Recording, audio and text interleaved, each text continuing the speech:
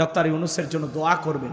আহা, 84 বছর বয়সে যুবকের মতো সারা পৃথিবী ফেরি করে ঘুরতেছেন বাংলাদেশকে একটা জায়গায় নিয়ে যাওয়ার জন্য। কথা বলেন ঠিক কিনা? তার ডাকে সাড়া দিয়ে আর একজন এসেছেন যার নাম আশিক চৌধুরী, আপনারা নাম শুনেছেন।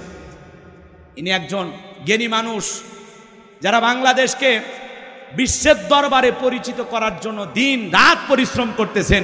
এ সমস্ত মেধাবী মানুষদের জন্য আমাদের দোয়া ভালোবাসা আছে না নাই? কষ্ট হচ্ছে আপনাদের।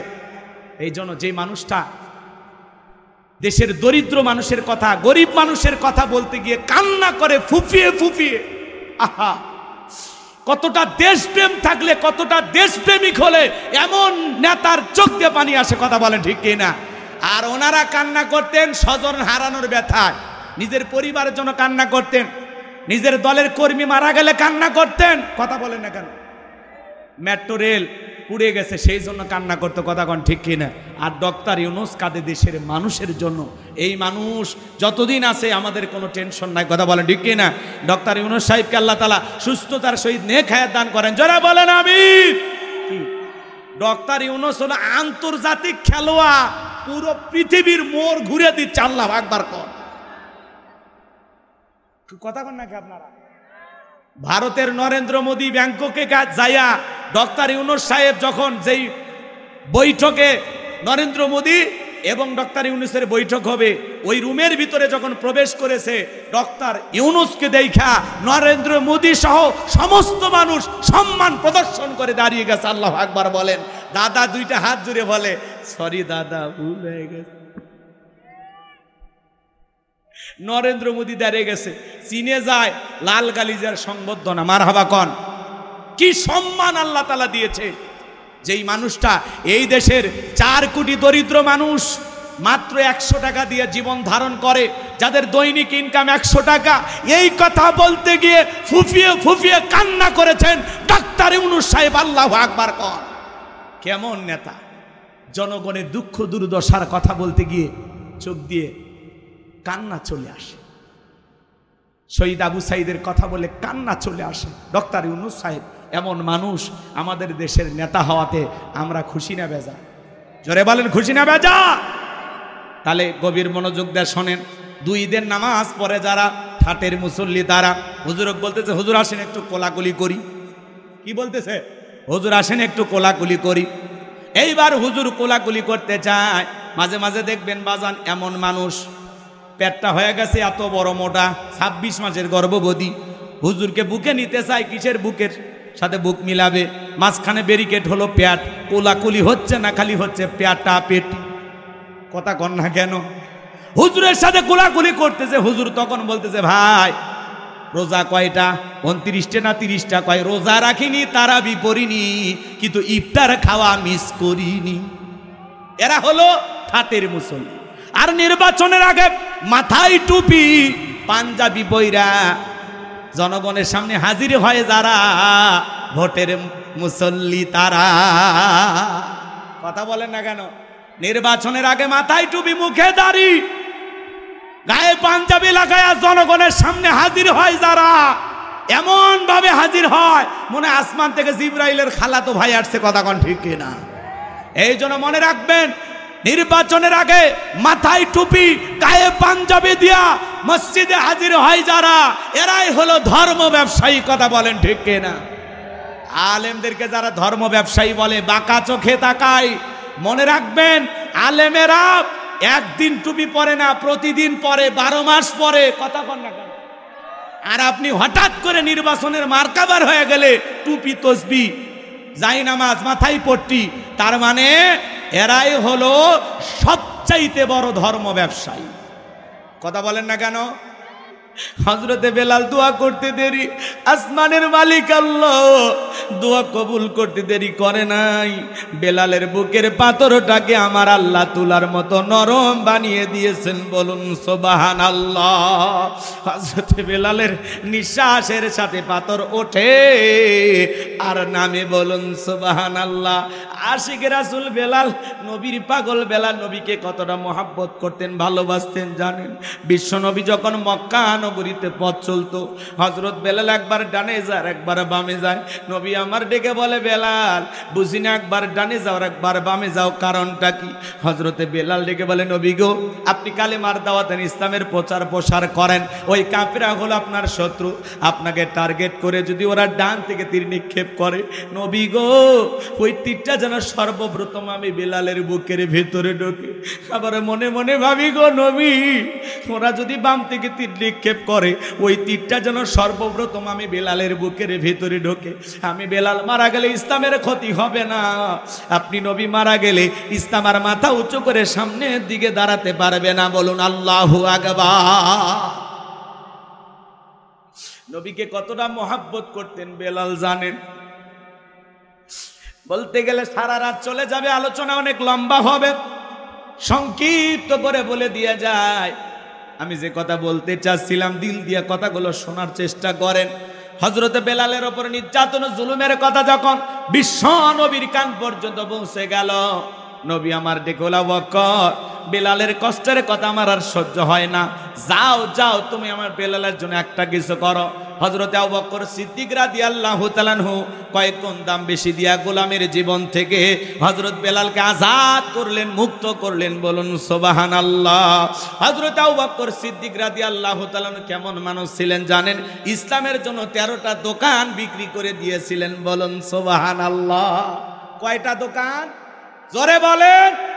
13টা দোকান ইসলামের জন্য বিক্রি করে সব ইসলামের পথে ব্যয় করেছেন। সুবহানাল্লাহ। আর আমরা 13টা 26টা বানাবো, 13টা বিক্রি করবো, কথা কর না কেমন? হযরতে বেলাল আজাদ হয়ে গেলেন, মুক্ত হয়ে গেলেন। এই যখন ইসলামের অবস্থা, একদিকে সন্তান হারানোর ব্যথা, অন্যদিকে সাহাবায়ে কেরামদের উপর নির্যাতন ও জুলুম, কাফিরদের সমালোচনা। এই জন্য নবীজির মনটা ভীষণ খারাপ। নবীর যখন মন খারাপ, নবীকে সান্ত্বনা দেওয়ার দায়িত্ব কার? এটা জোরে ডাক দিয়ে বলেন, কার?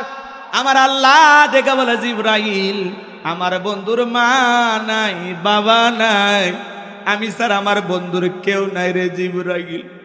এ জিবরাইল, আমার বন্ধুর মনটা হয়েছে ভারী, আমি আল্লাহ সইতে নাহি পারি। লাহু মাহফুজ থেকে সূরা কাউসার নিয়ে যায় আমার বন্ধুর ওপরে নাজিল কর তাড়াতাড়ি। বলুন আল্লাহু আকবার।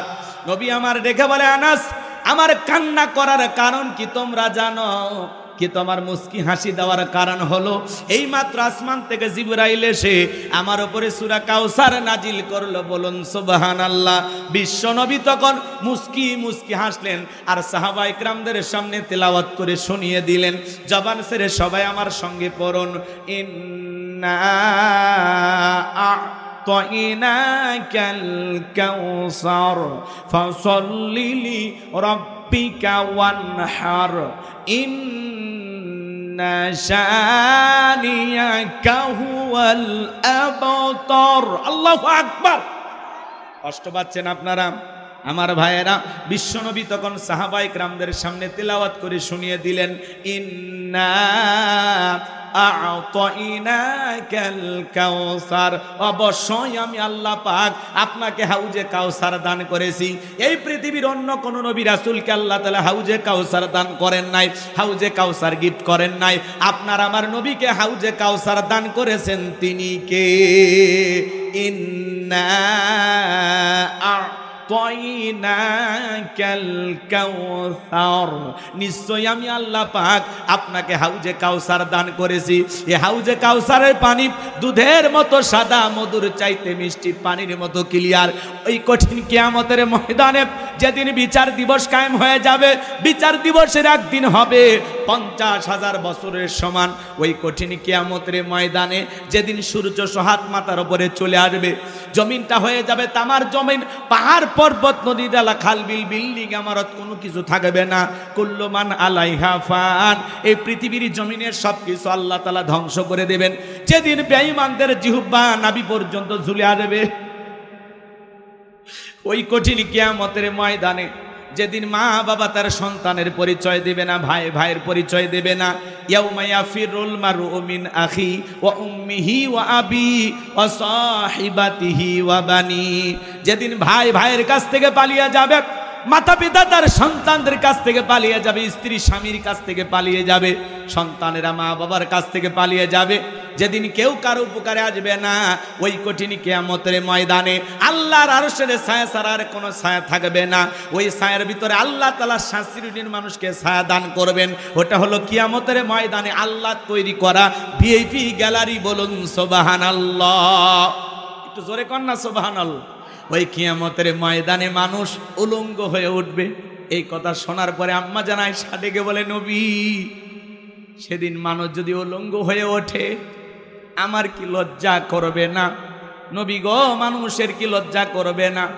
আল্লাহর হাবিব বলে, ও আয়েশা, কিয়ামতের ময়দানে মানুষ এতটা অস্থির হবে, এতটা অস্থির হবে, কেউ কারো দিকে তাকানোর সময় পাবে না। একজন যারা জনের দিকে তাকাবে সেই সুযোগ তার হবে। আল্লাহু আকবার। তাহলে কিয়ামতের কঠিন দিন কতটা ভয়ঙ্কর হবে। কষ্ট হচ্ছে আপনাদের? মন খারাপ করতেছেন আমার কথায়? ওই কিয়ামতের ময়দানে মানুষ পানি পানি বলে চিৎকার মারবে, দলে দলে মানুষ বিশ্ব নবীর দিকে রওনা করবেন। আমার ভাইয়েরা, কিছু মানুষের সামনে আল্লাহ রাব্বুল আলামিন পর্দার আবরণ তৈরি করে দিবেন। নবী তখন ডেকে বলবেন, আল্লাহ, আমি আমার উম্মতদের সংখ্যা অনেক বেশি দেখতে পাইলাম, কেন জানি সংখ্যাটা কমে গেল, বুঝতে পারলাম না। আল্লাহ তখন ডেকে বলে, বন্ধু, পাইকারি দরে আপনি সবাইকে হাউজে কাউসারে পানি পান করাইতে পারবেন না। দুনিয়ার জীবনে 2টি অপরাধ করেছিল যারা, আপনার হাতে হাউজে কাউসারের পানি পাবে না তারা। জোরে বলেন, কয়টি অপরাধ?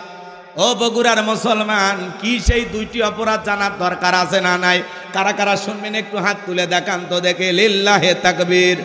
একটু জোরে তাকবীর না, লিল্লাহে তাকবীর। হাত নামান। পিছনের ভাইয়ের একটু আওয়াজ দিতে চায় না, ওরা মনে হয় রোজা আছে নাকি। ভাই, আপনারা রোজা আছেন? এদিক শোনেন, এদিকে শোনেন। তাহলে হাউজে কাউসারে পানি পাবে না তারা 2টি অপরাধ করেছে যারা। ওই অপরাধ আপনার আমার ভিতরেও থাকতে পারে কিনা, অপরাধ 2টা কি জানার দরকার আছে। একটু মনোযোগ দিয়ে শোনেন বাজান, পয়েন্টগুলো মনে রাখবেন। রসুলের সন্তান কেন মারা গেল, কি সেই 3টি কারণ, 4টি সুন্নত, দাম্পত্য জীবনে সুখ আর শান্তি পাওয়া যাবে। আর 2টি অপরাধ করবে দুনিয়ার জমিনে যারা, নবীর হাতে হাউজে কাউসারের পানি পাবে না তারা। এই বিষয়গুলো একটু জানার দরকার আছে না নাই? একটু মনোযোগ দিয়ে শোনেন। আমি গুনাহগার যে কথা বলতে চাচ্ছিলাম, মানুষ দলে দলে বিশ্ব নবীর কাছে যাবেন। নবীজি হাউজে কাউসারের পিয়ালা নিয়ে দাঁড়িয়ে আছেন, এদিকে খেয়াল করেন। হযরত আবু বকর সিদ্দিক রাদিয়াল্লাহু তাআলা আনহু পিয়ালাগুলো ভরায়া দিবেন, মাঝখানে দাঁড়িয়ে থাকবেন হযরত ওমর বিশ্ব নবীর হাতে দিবেন। আর নবীজি তার আদরের উম্মতদেরকে খুঁজে খুঁজে কিয়ামতের ময়দানে হাউজে কাউসারের পানি পান করায় দিবেন। নবীজির হাতে 1 পেয়ালা হাউজে কাউসারের পানি যদি পান করতে পারেন, জান্নাতে ঢোকা পর্যন্ত আপনার আর তৃষ্ণা লাগবে না, তৃষ্ণা মিটে যাবে। বলুন সুবহানাল্লাহ। কিয়ামতের ময়দানে কারা কারা নবীজির হাতে হাউজে কাউসারের পানি পান করতে চান? 2টা হাত তুলে আমার আল্লাহকে দেখান। আল্লাহ আমাদের সবাইকে কিয়ামতের ময়দানে নবীজির হাতে হাউজে কাউসারের পানি পান করা তৌফিক দান করুন। জোরে বলুন আমিন। আর একটু জোরে বলুন আমিন। আরো একবার বলেন আমিন। আল্লাহ আমাদের সবাইকে নবীজির হাতে হাউজে কাউসারের পানি পান করার তৌফিক দান করুন। সেই তালিকায় আমাদের নামগুলো আল্লাহ লিখে নেন। জোরে কোন আমিন। হাত নামান, হাত নামান। আমার ভাইয়েরা, পানি চাইলেই তো পাওয়া যাবে না। এদিকে খেয়াল করেন, নবীজির হাতেই 1 পেয়ালা হাউজে কাউসারের পানি যদি পান করতে পারেন, জান্নাতে ঢোকা পর্যন্ত আপনার তৃষ্ণা লাগবে না। কিয়ামতের ময়দানে নবীজি হাউজে কাউসারের পেয়ালা নিয়ে দাঁড়িয়ে আছেন, নবীকে দেখাও হবে, নবীজির হাতে হাউজে কাউসারের পানিও পান করা হবে। আল্লাহর হাবিবের হাতে হাউজে কাউসারের পানি আর আল্লাহর আরশের নিচে ছায়া যদি ভাগ্যে জুটে যায়, এই মানুষের আর কোনো টেনশন নাই, সেই মানুষটা হবে জান্নাতি। বলুন সুবহানাল্লাহ। এখন পানি চাইলেই পাওয়া যাবে, কাজ করতে হবে না। কথা বলে না কেন?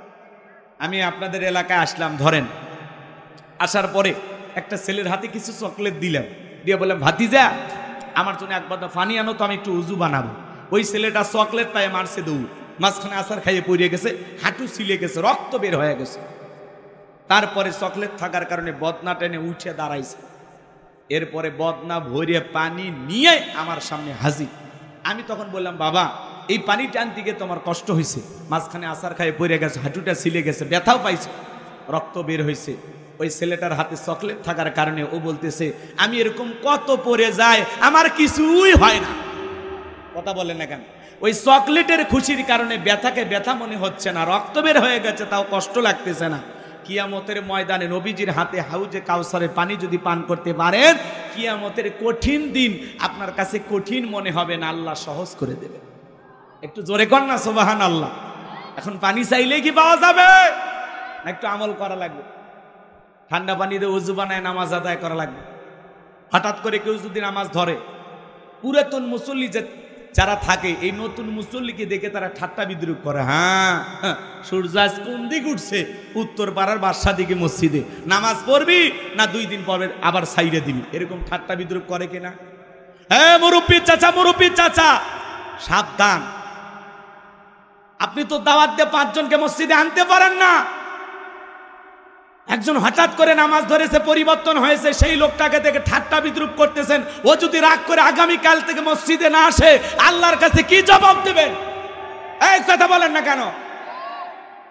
আপনার উচিত বলা যে ভাতিজা তুমি মসজিদে আসছো দেখে দিলটা ভইরে গেছে, আল্লাহর কাছে দোয়া করি আল্লাহ যেন মৃত্যু পর্যন্ত তোমাকে সে মসজিদে সিজদা দেওয়ার তৌফিক দান করেন। আপনি দোয়া করেন, আসরের নামাজ পড়ে বাজারে যা এক কাপ চা খাওয়ান, ভালোবেসে বুকে টানেন, ঘৃণা ছড়ানো যাবে।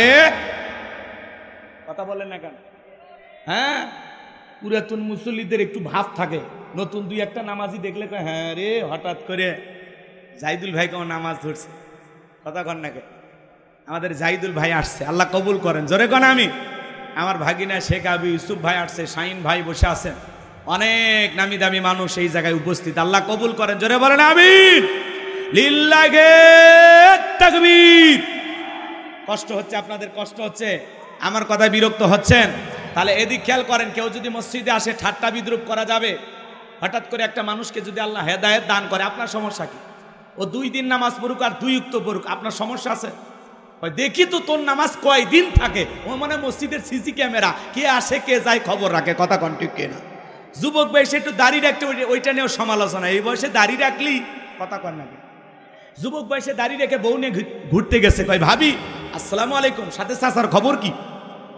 বাড়িতে এসে বউ রাগ করে, তোমার সাথে বাহিরে যাওয়া যায় না কেন? কয় আমারটাকে ভাবি আর তোমারটাকে চাচা। যেই বউ নবীর সুন্নত দাড়িকে মহাব্বত করে না, ওই বউ আপনাকে 100% ভালোবাসা দিতে পারে না। কথা বলেন ঠিক কিনা? এই দাড়ির ভিতরে আছে কার প্রেম? মদিনাওয়ালার প্রেম। কথা বলেন ঠিক কিনা? পৃথিবীর সকল নবীদের মুখে দাড়ি ছিল। কথা বলেন ঠিক কিনা? রাগ করেন, রাগ করেন। দাড়ি হলো পুরুষের সৌন্দর্য, মহিলার মুখেও দাড়ি নেই, পুরুষের মুখেও দাড়ি নেই। কথা কর না কেন? এজন্য দাড়ি রাখবেন, বেলেট লাগানেন, একটু কষ্ট হয় না? এই যে কাটেন, একটু কষ্ট হয় না? নবীকে মহাব্বত করবেন, ভালোবাসবেন। এ যুবক, দাড়িটা রাইখে দাও সোনা, কাইটো না, কাইটো না, দাড়িটা রাইখে দাও। দাড়ি এমন একটা সুন্নত, আহা 24টা ঘন্টা লাইগে থাকে, খোলা যায়। এই যে আপনি আমি পথ চলি, আল্লাহ না করুক আপনি বগুড়া থেকে ঢাকায় যাচ্ছেন হানিফ গাড়িতে চড়ে, পথের মধ্যে বাস দুর্ঘটনা, আপনি মারা গেছেন, মুখে দাড়িও নাই, পকেটে টুপিও নাই। কি নাই? মুখে দাড়িও নাই, পকেটে টুপিও নাই। আল্লাহ না করুক আপনি মারা গেছেন, তখন আমি মুসলমান না অমুসলমান বোঝার উপায়টা কি? তখন মানুষ মরার পরে কাপড় খুলে দেখবি মাথা কাটান আছে নাই। কথা কন্যা কেন? রাগ করতেছেন আপনারা? এই জন্য যদি মুখে দাড়ি থাকে দেখে বুঝে নেবে মুসলমান, টুপি থাকলে দেখে বুঝে নেবে মুসলমান। আপনার টুপিও থাকে না, মুখে দাড়িও নাই, মরার পরে মানুষ ইজ্জতটা খুলে দেখবে। কথা বলেন ঠিক কিনা? এজন্য মুসলমান হিসাবে হয় দাড়ি না হয় টুপি, দুইটার একটা নিয়ে ঘুরবেন। এই যে অনেক মুসলমান মাহফিলে আসছেন মাথায় টুপি নাই, আমার সাথে চলেন, ময়মনসিংহে চলেন, শেরপুর, জামালপুর, নোয়াখালী, ফেনী, কুমিল্লাতে চলেন, ওই এলাকার মানুষ দেখবেন এমনভাবে মাহফিলে আসে মনে হয় ঈদের নামাজ পড়ার জন্য যাচ্ছে অথবা জুমার নামাজ পড়ার জন্য যাচ্ছে। কি সুন্দর সাইজা গুইজা, মাথায় টুপি দিয়া, কি সুন্দর জান্নাতি পরিবেশ, দেখাই ভালো লাগে। কন সুবহানাল্লাহ। এরকম শ্রোতা হওয়ার দরকার আছে না নাই?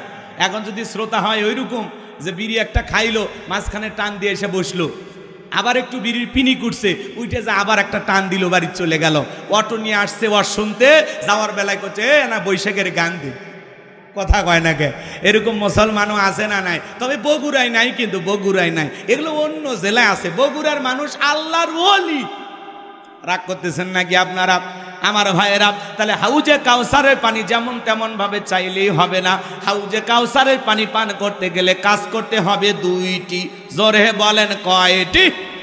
নবীর উম্মত হিসাবে কারা কারা সেই দুইটি কাজ করবেন? দুই হাত তুলে দেখান। কাজ করবেন তো ইনশাআল্লাহ? হাত নামান। কাজ করতে হবে কয়টি? আরো জোরে। আল্লাহ তাআলা সেটা 2 নাম্বার আয়াতে জানিয়ে দিয়েছেন। আমি কি ওয়াজ করব না দোয়া করব?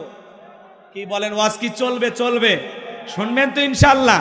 আল্লাহ রাব্বুল আলামিন বলেন ফাসাল্লিলি রাব্বিকা ওয়ানহার। বলেন বলেন, ফাসাল্লিলি রাব্বিকা ওয়ানহার।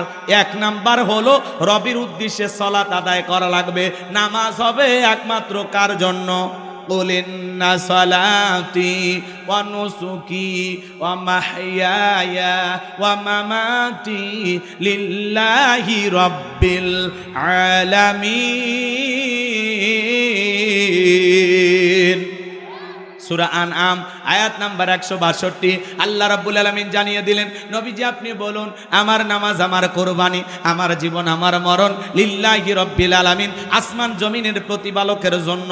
তাহলে মুমিন জীবনের সব ইবাদত হবে একমাত্র আল্লাহ তাআলাকে রাজি খুশি করার জন্য। কথা বলেন ঠিক কি না? ফাসল্লিলি রব্বিকা, রবের উদ্দেশ্যে সালাত। যেমন তেমন ভাবে নামাজ পড়লে হবে না। নামাজ পড়া লাগবে একমাত্র আল্লাহ তাআলাকে রাজি খুশি করার জন্য, রবের সন্তুষ্টি অর্জনের আশায়। কথা বলেন ঠিক কিনা? নামাজ যদি নামাজের মতো আদায় করেন, আমার আল্লাহ রাব্বুল আলামিন বলেন ফালিয়াবুদু রাব্ব হাযাল বাইত আল্লাযী আত'আমাহুম মিন জু' ওয়া আমানাহুম মিন খাউফ। আরেকটু জোরে বলেন আল্লাহু আকবার। আমার আল্লাহ রাব্বুল আলামিন বলেন, এই ঘরের মালিকের ইবাদত করো।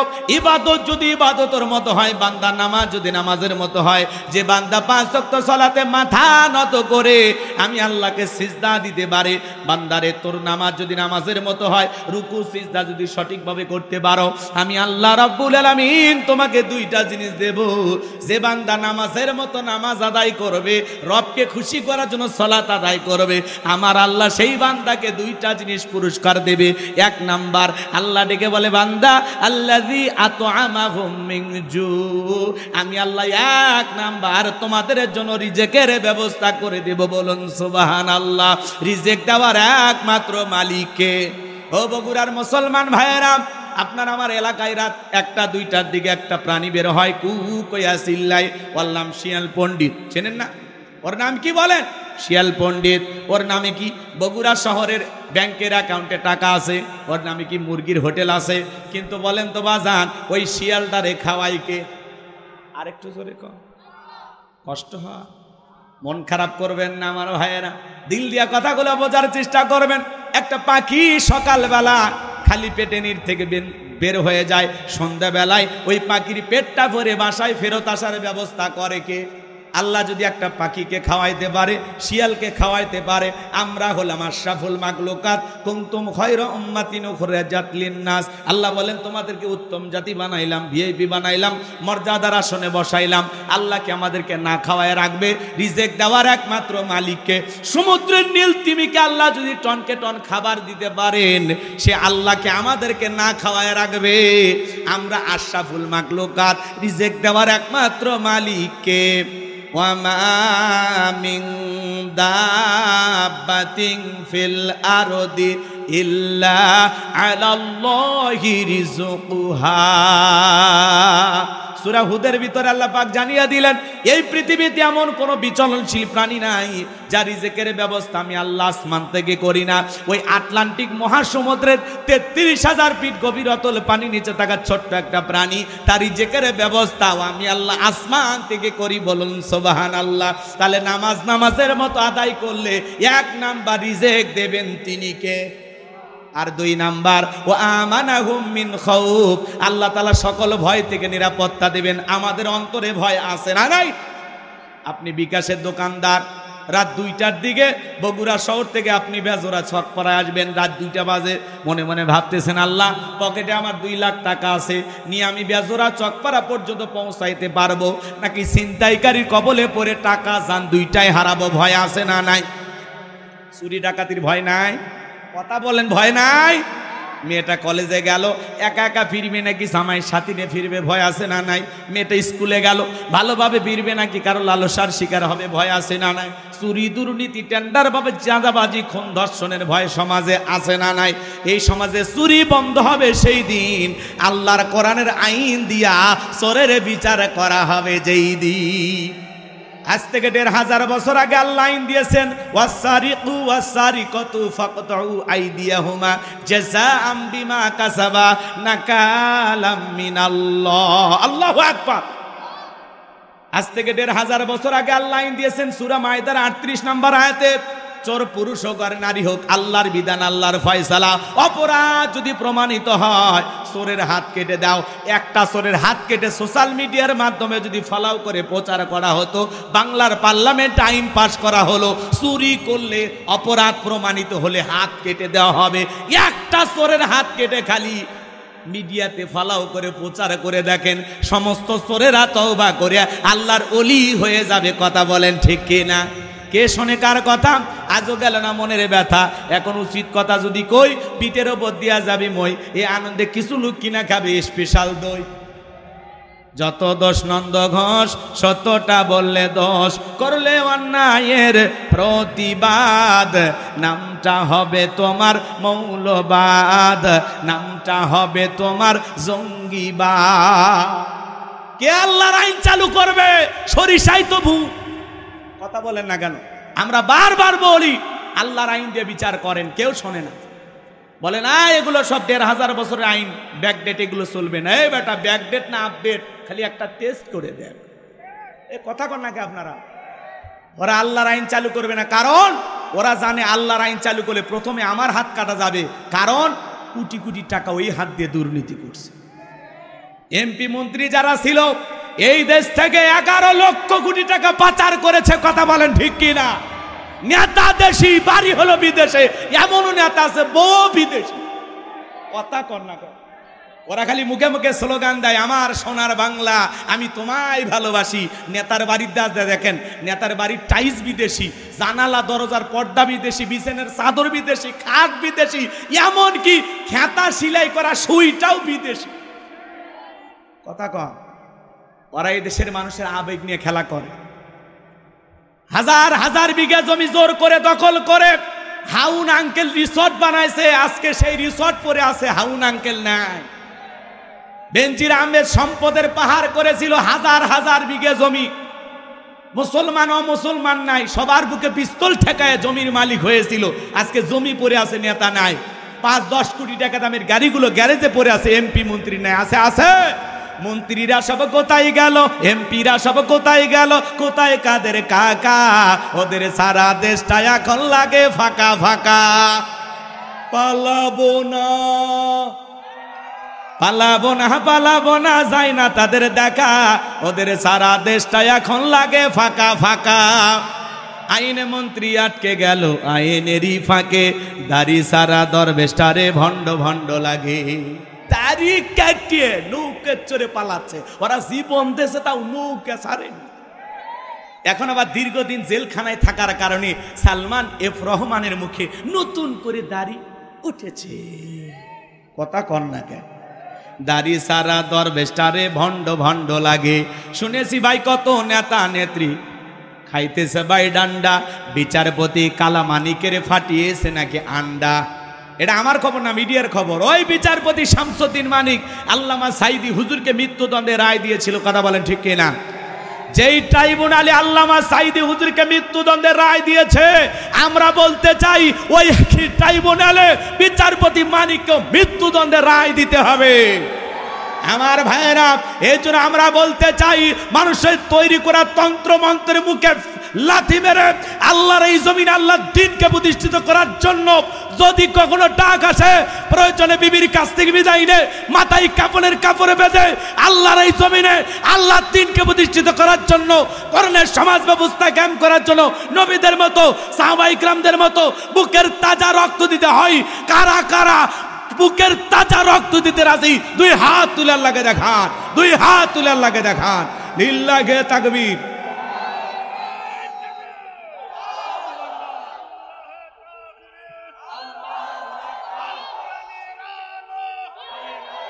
লিল্লাহে তাকবীর। হে বগুড়ার মুসলমান, তাকবীর দিতে ভয় পান? এই জমিনে আল্লাহর আইন চালু হোক, আপনারা সবাই চান না? তাহলে দুই হাত সোজা করে তোলেন। আমি কি হাত নামাইতে বলেছি? হাত নামাইতে বলেছি? আর সোজা করেন, টান টান করে হাত তোলেন। ওই যে মাঝে মাঝে হাত বেঁকা দেখা যায়, দুই হাত সোজা করার শক্তি নেই। আপনি পুরুষ মানুষ, দুধ ডিম ভিটামিন ক্যালসিয়াম মাঝে মাঝে কিনে খাবেন, একেবারে দুর্বল হলে চলতে পারবেন। আর সোজা করেন, সোজা করেন, সোজা করেন। কেউ হাত নামাবেন না। এমন একটা জোরে আওয়াজ দেবেন, তাকবীর দেবেন, ওই মেলাতে দুই চারজন যদি ঘোরে, ওরা যেন আওয়াজ শুনে বোঝে না খেলা শুরু হয়ে গেছে। আশেপাশে যারা আছে তারা যেন বোঝে না প্রধান মেহমান চলে আসছে, ওই কয়েক মিনিটের মধ্যে চলে আসবে। লিল্লাহে তাকবীর। আর সোজা করেন, কেউ হাত নামাবেন না। আমার আল্লাহ রাব্বুল আলামিন বলেন, ইন্নাল্লাহা আশতারা মিনাল মুমিনিনা আনফুসাহুম ওয়া আমওয়ালাহুম বিআন্না লাহুমুল জান্নাহ। সূরা তাওবার 111 নম্বর আয়াতে আল্লাহ রাব্বুল আলামিন জানিয়ে দিয়েছেন, নিশ্চয়ই মুমিন বান্দাদের জান মাল আমি আল্লাহ ক্রয় করে নিয়েছি, বিনিময়ে দেব জান্নাত। বলুন সুবহানাল্লাহ। বলেন তো বাজান, আপনার আমার জীবনের মালিক কে? এ বগুড়ার যুবকেরা ভালো করে বলো তো, এই জীবনের মালিক কে? প্রেম করবার প্রেমিকাকে পার্কে নিয়ে যা ডায়লগ দিবা, এ জীবন তোমার, তুমি শুধু আমার। ওরে হাইব্রিড যুবক, এই জীবনের মালিক কে? আপনার আমার সম্পদের মালিক কে? আল্লাহর দেয়া জীবন, আল্লাহর দেয়া সম্পদ আল্লাহর পথে খরচ করবেন তো ইনশাআল্লাহ? খরচ করবেন তো ইনশাআল্লাহ? বাম হাত নামান, শুধু ডান হাত তুলে রাখেন, শুধু ডান হাত। আল্লাহ